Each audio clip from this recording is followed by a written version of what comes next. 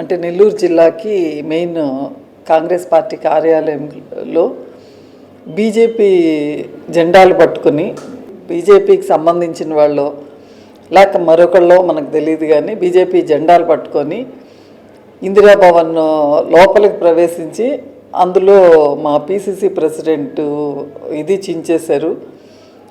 Eggs తోటి గ్లాసెస్ని పగలగొట్టారు. So Indira Bhawan లోపలికంతా చొరబడి destroy చేశారు. సో అందులో నాకు దొరికిన ఫొటోస్ విజువల్స్ని బట్టి చూస్తే నేను వాళ్ళ డిస్ట్రిక్ట్ ప్రెసిడెంట్తో కూడా బీజేపీ వంశీధర్ రెడ్డి గారితో కూడా మాట్లాడాను. అసలు ఆయనకు కూడా ఆయన రాలేదు, ఆయనకు తెలీదు.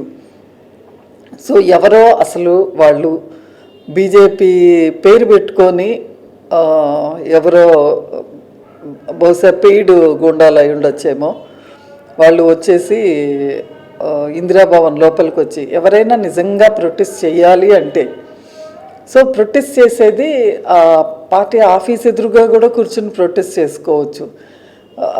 రాజ్యాంగం వాళ్ళకి ఇచ్చిన హక్కు అనుకొని అది కూడా పోలీస్ పర్మిషన్ తీసుకునే చేయాలి. ఎక్కడ పడితే అక్కడ ప్రొటెస్ట్ చేసేదానికి కూడా లేదు.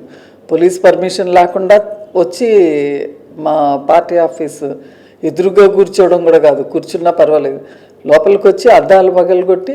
సో ఈ కాన్స్టిట్యూషనల్ రైట్స్ ఏంటంటే ఎవరికి వాళ్ళకి వాళ్ళ ప్రొటెస్ట్ తెలపాలన్నా కూడా దానికి ఒక పద్ధతి ఉంది, ఆ లెక్కనే తెలపాలి.